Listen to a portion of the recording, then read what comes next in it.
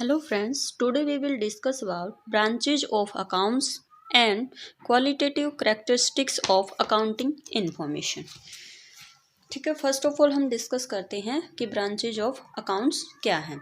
देखिए स्टूडेंट्स, जैसे जैसे मैनेजमेंट की जो नीड है वो बढ़ती जा रही है, वैसे वैसे जो है वो अकाउंटिंग की जो ब्रांचेज हैं उनका जो है वो डेवलपमेंट होता जा रहा है। इंफॉर्मेशन के हिसाब से जो है अलग अलग ब्रांचेज डेवलप हो रही हैं और अलग अलग ब्रांचेज जो है वो अपने फील्ड से रिलेटेड हमें इंफॉर्मेशन प्रोवाइड करवाती जा रही हैं ताकि मैनेजमेंट जो है वो बेस्ट वे से किया जा सके।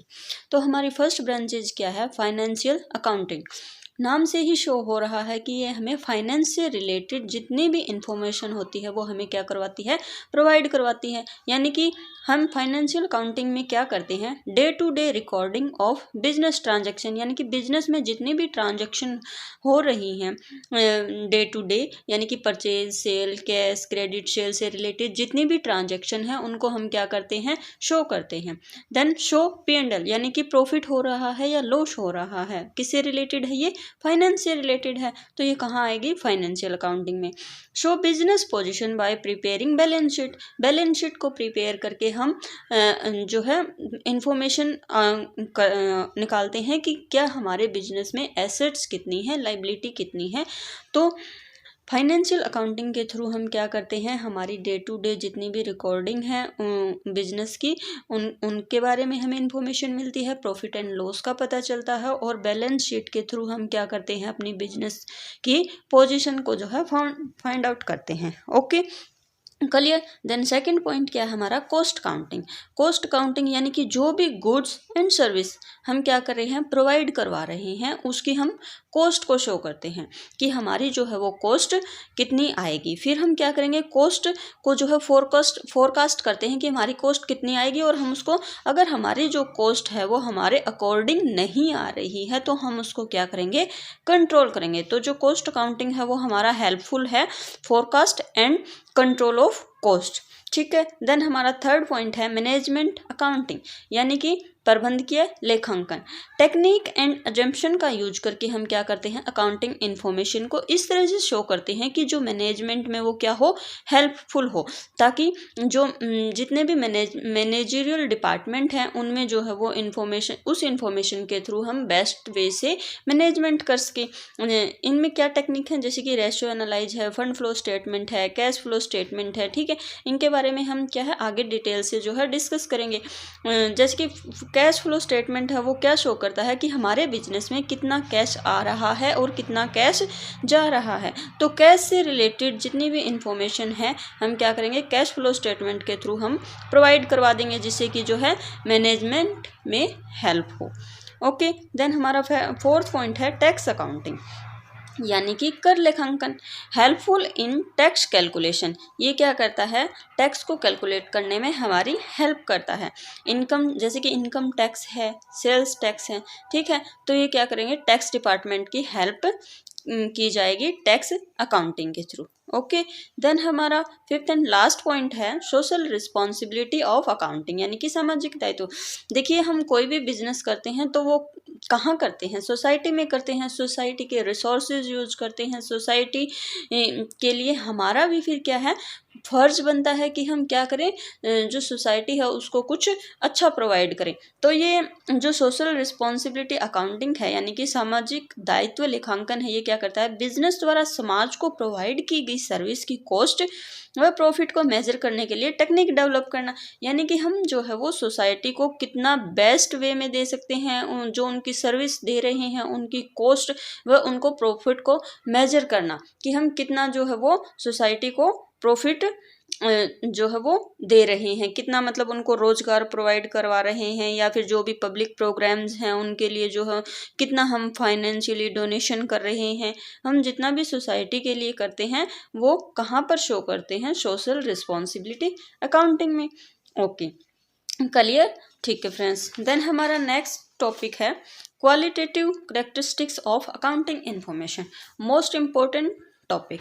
ठीक है। देन फर्स्ट क्या है कि जो हमारी जो अकाउंटिंग इन्फॉर्मेशन है वो क्या होनी चाहिए, रिलायबल होनी चाहिए, यानी कि उसके ऊपर हम विश्वास कर सकें। It means that accounting must be reliable.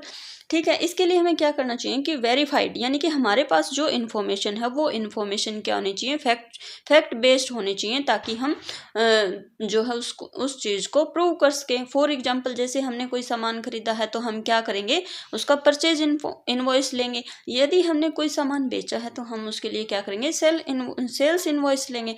तो ये क्या है, ये हमारे पास एज ए प्रूफ है, इसको हम वेरीफाई कर सकते हैं। देन सेकंड है फ्री फ्रॉम बायस, यानी कि जो हम जो भी मतलब इन्फॉर्मेशन हम शो कर रहे हैं, अकाउंटिंग इन्फॉर्मेशन, वो हमारे उसमें किसी प्रकार का पक्षपात नहीं होना चाहिए, फ्री होनी चाहिए वो बायस से। यानी कि डेप्रिसिएशन ऑन फिक्स्ड एसेट, जैसे कि डेप्रिसिएशन ऑन फिक्स्ड एसेट है तो हमें क्या करना चाहिए, उसमें किसी प्रकार का पक्षपात नहीं करना चाहिए। ठीक है। देन थर्ड पॉइंट है फ्री फ्रॉम एरर। जैसे कि हम स्टॉक वैल्यूएशन करते हैं तो उस टाइम हमें किसी प्रकार का एरर नहीं शो करना चाहिए, यानी कि हमारी जो अकाउंटिंग इन्फॉर्मेशन है वो क्या होना चाहिए, फ्री फ्रॉम एरर होनी चाहिए। ठीक है, फर्स्ट पॉइंट इसका लिए। देन सेकंड क्या है, रेलेवेंस, यानी कि अनुरूपता, यानी कि जिस it must be relevant for user, यानी कि ये क्या है कि यूजर के लिए जो है वो डिसीजन मेकिंग में क्या होनी चाहिए, हेल्पफुल होनी चाहिए। फॉर एग्जाम्पल जैसे ओनर है वो मतलब चाहेगा कि उसको कितना प्रॉफिट उसका जो है इंक्रीज हो रहा है या डिक्रीज हो रहा है, तो ओनर्स को जो है जो अकाउंटिंग इन्फॉर्मेशन है उससे ये पता चलना चाहिए कि जो बिजनेस जो है उसमें वो प्रॉफिट इंक्रीज हो रहा है या डिक्रीज हो रहा है। लेंडर को इन्फॉर्मेशन से पता चलना चाहिए कि जो उसने कंपनी को जो ऋण दिया है उससे कंपनी की रीपेइंग कैपेसिटी क्या है, क्या कंपनी इन फ्यूचर उसको पे बैक कर पाएगी या नहीं। देन एम्प्लॉय जो है, एम्प्लॉय को इन्फॉर्मेशन मिलनी चाहिए कि उसकी सैलरी इंक्रीज होगी इन फ्यूचर या उसको बोनस दिया जाएगा या नहीं। देन गवर्नमेंट को क्या है, गवर्नमेंट को जो है इन्फॉर्मेशन मिलनी चाहिए कि इनकम टैक्स या फिर सेल्स टैक्स जो है वो सही से जो है पे कर रही है कंपनी या नहीं कर रही। ठीक है, रेलेवेंस समझ आया। देन थर्ड पॉइंट है हमारा अंडरस्टैंडेबिलिटी, यानी कि समझने योग्य। हमारा जो है अकाउंटिंग इन्फॉर्मेशन अगर समझ ही नहीं सकते तो उसका बनाने का फायदा ही क्या है। तो ये क्या कहता है थर्ड पॉइंट कि it should be easily understand by investor, lender, owner, government, यानी कि जितने भी यूजर हैं इंटरनली या एक्सटर्नली वो क्या कर सकें, उसको आसानी से समझ सकें।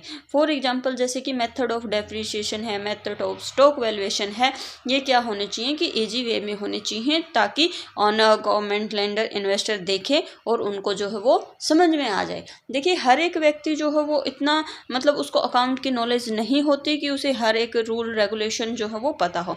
जैसे कि पब्लिक है, पब्लिक के लिए भी क्या है कि ये जो अकाउंटिंग इन्फॉर्मेशन है वो इतनी इजी होनी चाहिए कि उसे हर जो है प्रिंसिपल, अकाउंटिंग स्टैंडर्ड वगैरह की नॉलेज ना होते भी वो क्या कर सके, उसको ईजिली जो है वो अंडरस्टैंड कर सके। ओके, देन हमारा फोर्थ पॉइंट है एंड लास्ट पॉइंट है कंपेरेबिलिटी, यानी कि तुलनात्मकता। देखिए हम अपने अकाउंटिंग इन्फॉर्मेशन के थ्रू जो हमारी कंपनी फ़िलहाल प्रॉफिट अर्न कर रही है और पिछले साल उसने कितना प्रॉफिट अर्न किया उसको क्या करें, कंपेयर किया जा सके आसानी से। देन सेकंड पॉइंट क्या है, knowing about strong and weak point. जब वह जो है P&L एंड बैलेंस शीट को जो है एनालाइज करेगी तो वो अपना strong point and weak point जो है वो उसको भी चेक कर पाएगी और उसके अकॉर्डिंग जो है उसमें अगर इम्प्रूवमेंट की गुंजाइश है तो वो उसको क्या करेगी, इम्प्रूव करेगी। देन क्या है, कंपेयर इंट्राफर्म एंड इंटरफर्म। इंट्राफर्म यानी कि फर्म जो है वो अपने ही अकाउंट से जो है क्या करेगी, उसको कंपेयर करेगी। एंड इंटरफर्म जो है, एक जो फर्म है मान लीजिए ए एंड बी, तो ए फर्म जो है वो बी फर्म के साथ अपने अकाउंट्स इन्फॉर्मेशन है उनको क्या करेगी, कंपेयर करेगी और वो जो है पता लगा सकती है कि वो उस फर्म से आगे चल रही है या पीछे चल रही है। ठीक है, ओके।